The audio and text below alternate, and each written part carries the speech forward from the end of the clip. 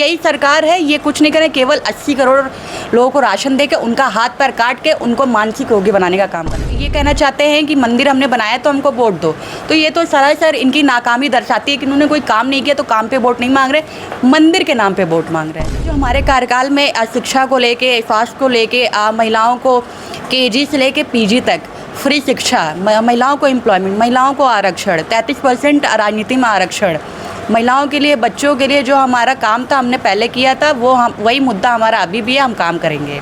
क्योंकि जनता भी इस समय वो ये डीमोरलाइज हो चुकी है कि हम किसको वोट दें, तो वही है कि जनता अब शांत बैठ चुकी है और जनता इनको उखाड़ फेंकने का काम करे। इंटर के पर्चे आउट हो रहे हैं, नीट के पर्चे आउट हो रहे हैं, हर जितने भी एग्ज़ाम्स हो रहे हैं सबके पर्चे आउट हो रहे हैं, तो ये दर्शाता है कि बीजेपी की सरकार में भ्रष्टाचार चरम सीमा पे है।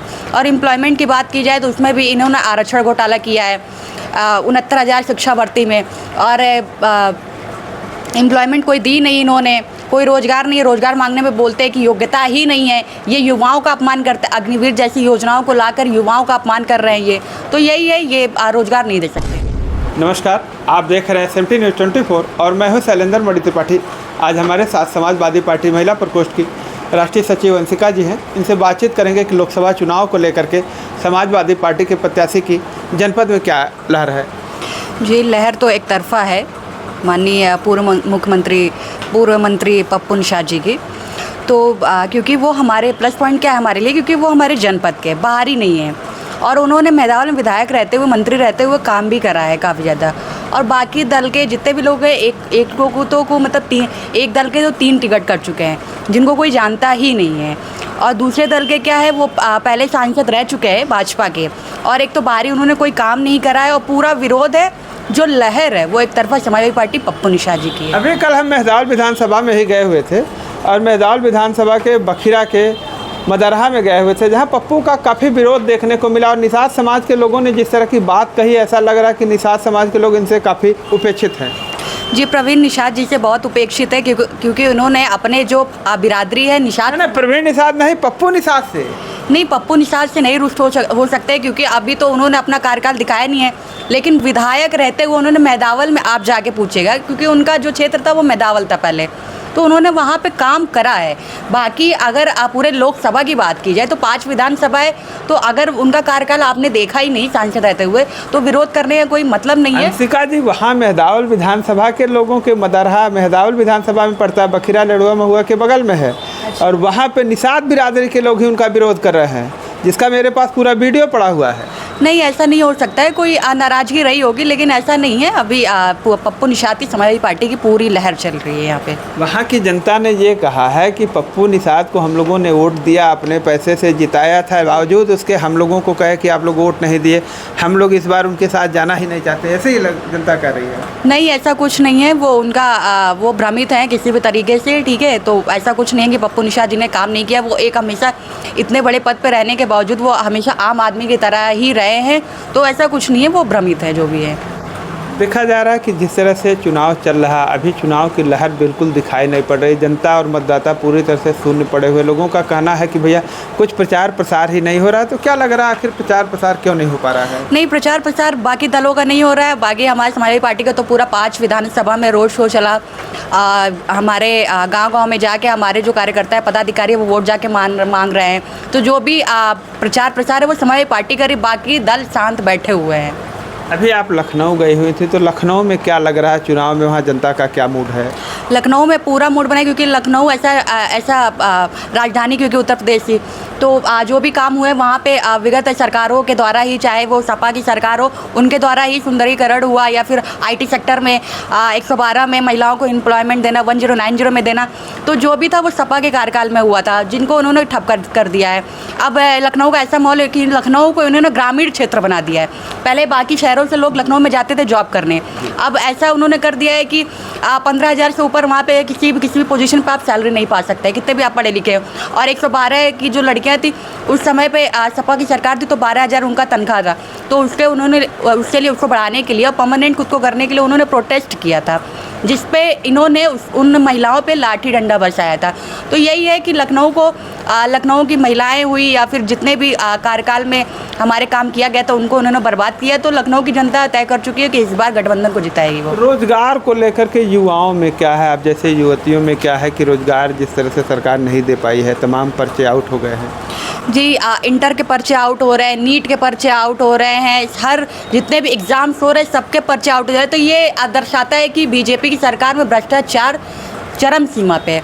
और एम्प्लॉयमेंट की बात की जाए तो उसमें भी इन्होंने आरक्षण घोटाला किया है 69,000 शिक्षा भर्ती में, और एम्प्लॉयमेंट कोई दी नहीं इन्होंने, कोई रोज़गार नहीं है। रोज़गार मांगने में बोलते हैं कि योग्यता ही नहीं है। ये युवाओं का अपमान करते हैं, अग्निवीर जैसी योजनाओं को लाकर युवाओं का अपमान कर रहे हैं ये।